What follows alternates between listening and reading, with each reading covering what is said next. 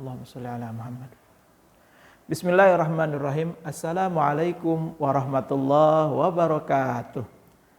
Hari ini kita akan bicara tentang siapa orang yang paling kaya di atas muka bumi ini dan siapa orang yang paling miskin di atas bumi ini. Kita akan tahu dari mana? Dari salah satu kitab ulama, yakni kitab Nasaihul Ibad. Bismillah, assalamualaikum warahmatullahi wabarakatuh. Alhamdulillahi rabbil alamin. Wassalatu wassalam ala rasulillah wa ala alihi wa sahbihi wa man walah, amma ba'du.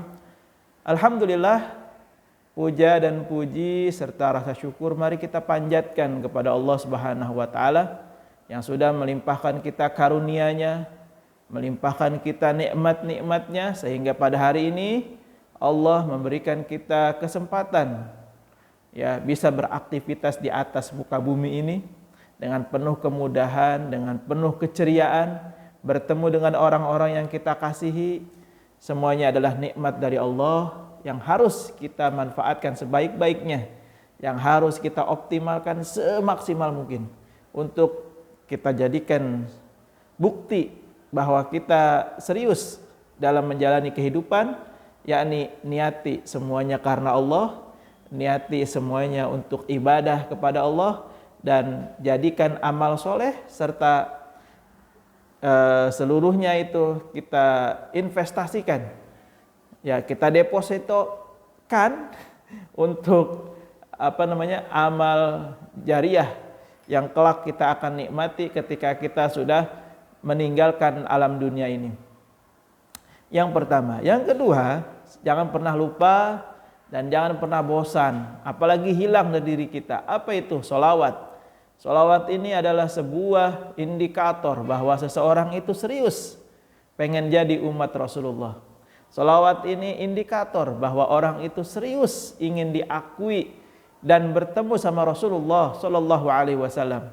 Dan sholawat ini sebagai bukti bahwa dia pengen nanti di hari kiamat mendapatkan syafaatul uzma dari Nabi besar Muhammad Sallallahu Alaihi Wasallam. Nah, pada siang hari ini kita akan berbicara tentang siapa manusia yang benar-benar manusia. Manusia yang benar-benar manusia yang memang dia mulia di hadapan Allah Subhanahu wa taala. Di dalam keterangan kitab Nasaihul Ibad ini, di salah satu makolahnya, makalah ke-48 bab 3. Di sini dikatakan dari Wahab bin Munabbih, ya. Nasihat ini dari Wahab bin Munabbih yang mana ya, ini sangat tepat bagi kita yang hidup di zaman sekarang. Saya akan bacakan makolahnya. Wal maqalatu as-saminah wal arbaun. Adapun makalah yang ke-48, saya akan bacakan terlebih dahulu kalimat nasihatnya secara full. Wa'an Wahab bin Munabbih al-Yamani radhiyallahu an maktubun fi Taurah, ya, yang mana nasihat ini tertulis juga di dalam kitab Taurat. Al-harid fakirun wa in kana malikad dunya. Al-harisu fakirun wa in kana malikad dunya. Wal muti'u lillahi ta'ala muta'un linnas wa in kana mamlukan. Wal qani'u ghaniyun. Lihat, wal qani'u ghaniyun wa in kana ja'ian. Di sini ya, Wahab bin Munabbih al-Yamani radhiyallahu an, semoga Allah meridhoinya, dia mengatakan nasihat ini katanya ada juga di dalam kitab Taurat. Apa itu? Al-harisu fakirun, ya. Orang yang ambisius itu adalah orang yang fakir. Al-haris, ingat, orang yang haris ambisius. Ambisius di sini, ya, Imam An-Nawawi menjelaskan ay at-talibu li syai'in bi ijtihadin fi isabatihi faqidun lima yahtaju ilaihi. Maksudnya adalah orang yang mencapai sesuatu dengan bersungguh-sungguh dalam memperolehnya, yang dia tidak mempunyai perkara yang dia butuhkan pada perkara itu. Lihat, ya. Di sini dikatakan orang yang al-haris, yang ambisius, adalah orang yang sungguh-sungguh mengejar sesuatu yang mana sesuatu itu sebenarnya tidak dia butuhkan. Makanya dia termasuk orang yang fakir. Ya. Kalimat yang pertama ini membuka mata kita, membuka telinga kita bahwasanya ketika seseorang di alam dunia ini bersungguh-sungguh serius untuk mencari sesuatu, ya, mendapatkan sesuatu yang padahal sesuatu itu tidak ada gunanya bagi dia. Terutama yang dimaksud di sini adalah tidak berguna bagi akhiratnya. Ya. Jadi yang dia kejar secara serius itu dia tidak dapatkan manfaatnya nanti di akhirat. Maksudnya seperti itu. Makanya orang yang seperti ini itu termasuk orang yang fakir, ya, orang yang merugi kelak di hadapan Allah Subhanahu wa taala. Ya. Ini mengingatkan kepada kita semua bahwa jangan sampai apa yang kita usahakan di atas muka bumi ini tidak ada dampaknya dalam akhirat kita. Itu intinya sesimpel itu sebenarnya. Mengingatkan kepada kita agar yang kita kerjakan apapun itu jangan sampai tidak ada efek kepada akhirat kita. Makanya harus diniati ibadah, harus diniati dengan hal-hal yang baik, harus diniati dengan hal-hal yang positif, harus dengan hal-hal yang bermanfaat. Agar apa? Agar yang kita usahakan itu ada nilai di sisi Allah Subhanahu wa taala. Yang pertama itu. Wa in kana malika dunya, walaupun dia menjadi raja di atas muka bumi ini. Ya.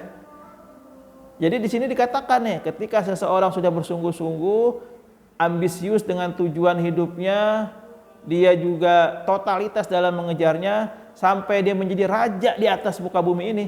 Ketika itu semua tidak ada dampak untuk akhiratnya, la faidatan lahu, tidak ada manfaatnya sedikit pun. Ya. Wal qani'u, ya, ay asakinul qalb inda adamil ma'lufat warradi biqismatillahi ta'ala. Wal qani, lihat kalimatnya, yang tadi al-haris, sekarang al-qani. Siapa itu al-qani? Ya, al-qani itu adalah orang yang taat kepada Allah, ya. Walaupun dia seorang budak, ghaniyun wa in kana ja'ian, ay wa harabat imra'atun asiratun min biladil kufri wa masyat mi'ata farsakhin lam ta'kul syai'an fasu'ilat kaifa qaumik 'ala masyi bila aqlin faqalat kullama ji'tu qara'tu qul huwallahu ahad thalatha marratin fa asba'. Ya. Jadi kalau orang yang dia selalu melakukan aktivitasnya dengan penuh ketaatan, melakukan semua aktivitasnya untuk ibadah, ya, untuk kebaikan, itu akan sangat, ya, akan sangat mulia walaupun dia seorang budak. Ya, di sini diceritakan dalam kitab Nasaihul Ibad, ada seorang budak, ya, seorang budak perempuan yang dia ditawan oleh kaum kafir. Negara itu kafir semuanya.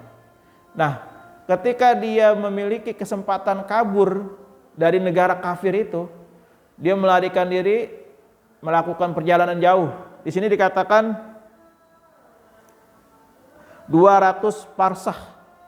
200 parsah itu kurang lebih 200 kilo 200 km lebih, ya.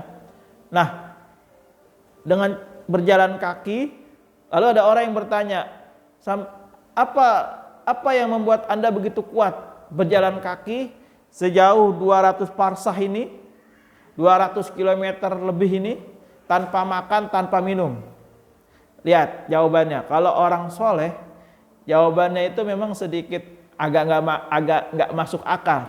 Tapi jawaban di sini apa? Lihat, setiap kali saya lapar, kata wanita ini, saya selalu membaca Qul huwallahu ahad sebanyak 3 kali, dan saat itu aku dikenyangkan oleh Allah Subhanahu wa taala. Nah, tentu kejadian wanita ini tidak bisa kita aplikasikan dalam keseharian kita, karena ini dalam kondisi darurat, dalam kondisi yang tidak biasa. Oleh karena itu, hal seperti ini menjadi ibrah bagi kita. Betapa ketika seseorang sedang dalam kondisi darurat dan dia dalam kondisi husnuzon kepada Allah, dan dia dalam kondisi ibadah, ya, melakukan kebaikan, maka di situ Allah akan bantu. Maka di situ Allah akan menolongnya, seperti halnya wanita ini. Ya, oleh karena itu, ya, dari nasihat Wahab bin Munabbih ini kita dapat ambil kesimpulannya, ayo kita isi hari-hari kita dengan hal-hal yang bermanfaat, dengan hal-hal yang bernilai ibadah, dengan hal-hal yang beramal jariah, sehingga apa yang kita lakukan, apa yang kita ucapkan, apa yang kita perbuat itu menjadi kebaikan, menjadi pahala, dan kita akan menjadi orang yang paling beruntung kelak di hadapan Allah Subhanahu wa taala. Demikian, mudah-mudahan bermanfaat. Allahu a'lam bishawab. Mohon maaf jika ada yang salah, mohon maaf jika ada yang tidak berkenan. Hadanallah wa iyyakum ajmain. Assalamualaikum warahmatullahi wabarakatuh.